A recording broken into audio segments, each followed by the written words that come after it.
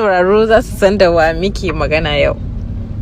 Sunana Aminu Muhammad Ahmad, wanda aka fi sani da Aminu Saira, darakta na shirin fina-finan Hausa, kuma shugaban kamfanin Saira Movies Investment Limited. Fim ɗin labari na zango na 3 ya yi nisa, kwatsam sai gashi mun ga Mahmud ya mutu.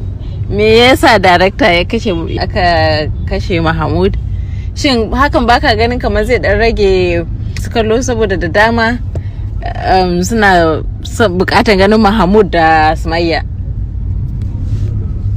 To, ai ba a season 4 ma yake yanzu, an gama season 3.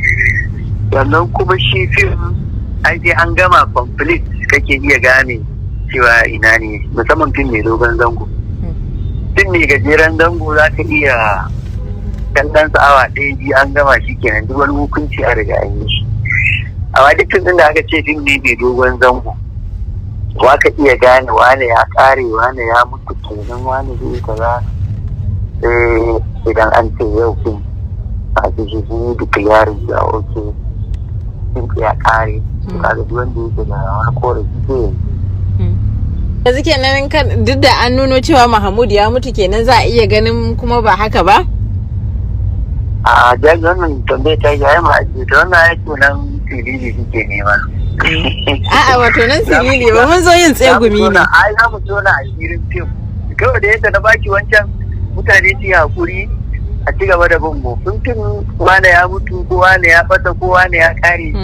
To sai fim mun busa usur an ce an gama fim. To shi ne za ka iya sanin cewa oke wane kenan ya tafi kenan ko wane kenan. Haka shi gaskiya fim mai dogon zango. Kenan dai wannan za a bar mutane cikin tsammani ne da wasu shi me zai wakana a gaba. To akwai wannan yiwuwa gaskiya. To tun da aka fara za a iya gaya mana wani irin kalubale aka fuskanta a wannan shirye wannan fim? To wannan fim din dai rayuwar duniya ba ka rasa ta da kalubale, to amma dai gaskiya kusan in ka kalli in kai la'akari da nasarorin da aka samu, to kuma kalubalen sai ka gaba wani abu bane ba ma a counting din shi.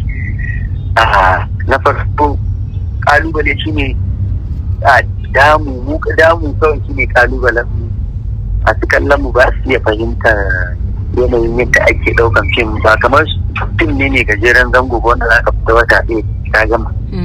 Fim mai dogon zango yana da wahala tun daga rubutunsa zuwa waye. To sanda muka tafi hutu gaskiya mun samu kalubale, mutane sun ta damu suka an waye, wasu ma ransu yana faci suna ganin wai dan ana son fim ne mutu ake ta musu yadda ake jan ransu. To abin da kasa ganewa muna yin fim da dai kana yin sa da passion, sha'awa ta karfi, kuma kana business ne, kana saka kudin ka yi abubuwa ko ba ka bane, kuma enlightenment ne, kakan kawo wasu abubuwa da za su wayar da kan mutane a kai.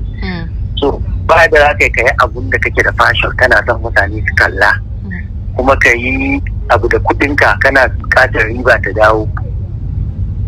Akwai wasu sakonni da kake so ka isar, kawai ka ajiye shi saboda wai ka ja janjani ko jan ran hankalin mutane. Don kullum abin da yake so su fahimta, duk wani jan kafa da aikin yana da wahala, sannan muna iya bakin kokari mu ga ba ka rasa kurakurai, tunda abu ba wani saukakan littafi bane lallai a ce ba za a samu kurakurai, za ka samu kurakurai.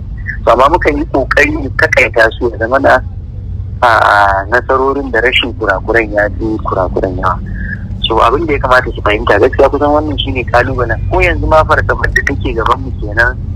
Mutane ana ta kokarin aikin, amma dai dole za a gargarar da in bai kare ba sun dole sai an tafi hutu don kwakwalwa ta huta, su ma da suke cikin fim su huta, mu ma samu kuma kara daukan sa a wani lokaci insha Allah.